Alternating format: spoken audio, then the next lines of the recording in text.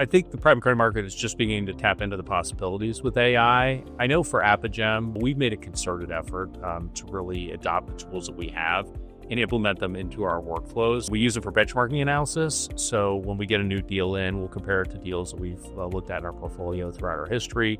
We use it for efficiency purposes. So we'll dig through data rooms to identify pitfalls or trends that maybe would encourage us to pass on a deal or allow us to lean in and win a new deal. And we use it for portfolio purposes to look across our 300 portfolio accounts to identify trends and themes. And now with the AI tools that we have, we can provide access to that information and that knowledge base to all of our employees by using those tools for the betterment of the platform.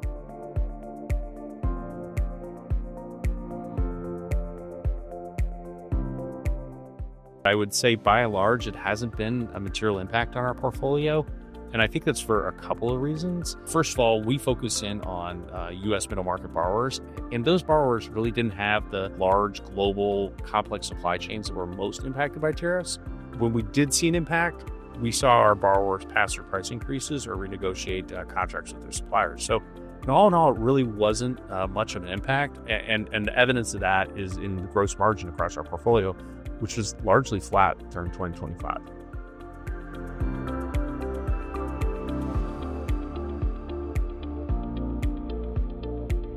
PIK interest is definitely a hot button topic these days. But for us, I think you first have to divide it into what you're talking about. There's two different types of PIK. Sometimes PIK can be a good thing. For example, like in a new transaction, a software deal that's growing quickly and PIK is structured at the original close.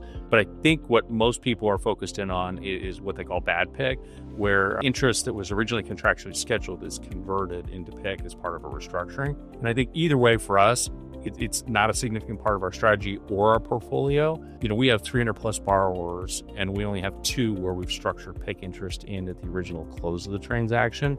And I would say that, when we do have PIK involved, it's generally in connection with a large sponsor, equity contribution or in connection with an exit strategy. So for us, it's not a big portion of our portfolio, but we certainly are very mindful of it.